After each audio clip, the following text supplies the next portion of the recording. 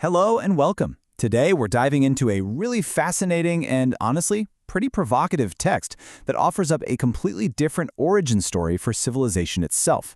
It's a concept called the Kerala Cradle. Okay, so let's start with a question we all feel like we know the answer to, right? If I ask you, where is the cradle of civilization, what's the very first place that pops into your head? For most of us, it's Mesopotamia. The Fertile Crescent, the land between the Tigris and Euphrates rivers. It's the story we all got in history class, the bedrock of how we think about our shared past. But what if that's not actually the beginning? What if the real story is almost 9,000 years older, and its roots are in a totally different part of the world? Now, that is the core idea of the source material we're going to unpack today. So, let's jump right into the first big claim from our source, this idea of a link between ancient Kerala in India and Mesopotamia that completely blows up the conventional timeline. All right, just look at this timeline for a second.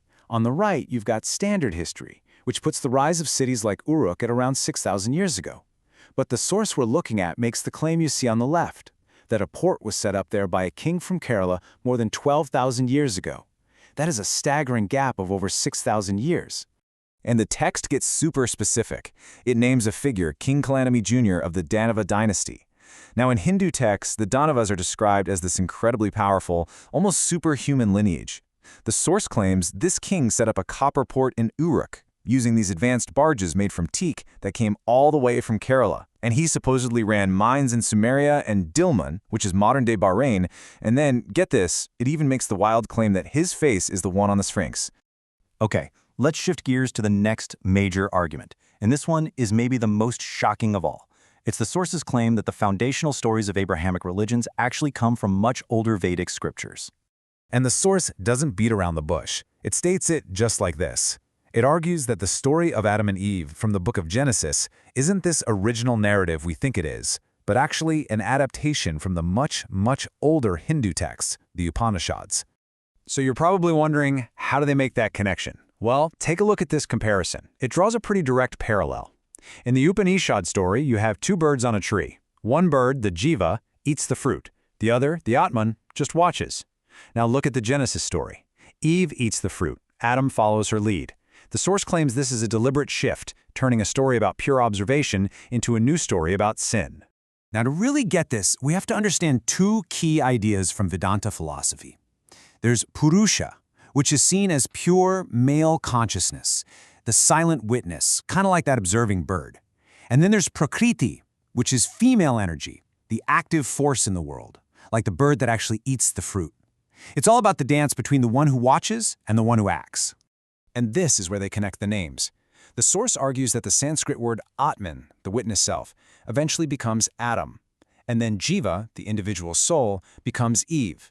They point out that the J sound is often silent or gets changed when words cross languages, which they say makes this connection totally plausible. So building on all that, the source doesn't just stop at reinterpreting stories. It totally reframes geography. It takes the mythical Garden of Eden and argues that it was a very real and very busy place. Specifically, the text points a finger on the map and says, the Garden of Eden was actually the ancient civilization of Dilmun, which is right where modern-day Bahrain is.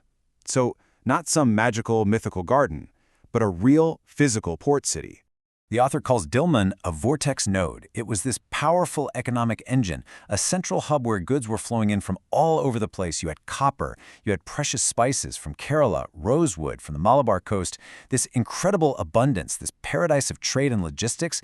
That's what the source claims was later remembered as the mythical Eden. And how does this all tie back to Kerala? Well, the source points to what it calls architectural DNA. For instance, it claims that the Yaji, this mythical creature you see in South Indian temples, is actually embedded in the design of the great ziggurat of Ur. It's like a cultural watermark, pointing to its real origins. So, this all leads to a massive question, right? If any of this is even remotely true, why isn't it common knowledge? The source actually has an answer for that, and it's rooted in this idea of a suppressed history and forgotten technology. So here's the core of that argument. According to the text, it's a deliberate cover-up. It alleges that excavations are actively limited to stop people from discovering this pre-existing Krala Danava empire, an empire that would rewrite the history books to place the cradle of civilization thousands of years earlier and in a completely different part of the world. And as a piece of evidence for just how sophisticated this lost civilization was, the author brings up something it calls ancient biotechnology. It claims that ancient sages in Kerala used to wear this specially twisted copper wire, kind of like a biological transducer, and the whole point was to harmonize the body's energy with the planet's magnetic field. Okay, so what does this all add up to? When you boil it all down, the source's final point isn't just about history or geography. It's about a fundamental shift in how we understand what it means to be human.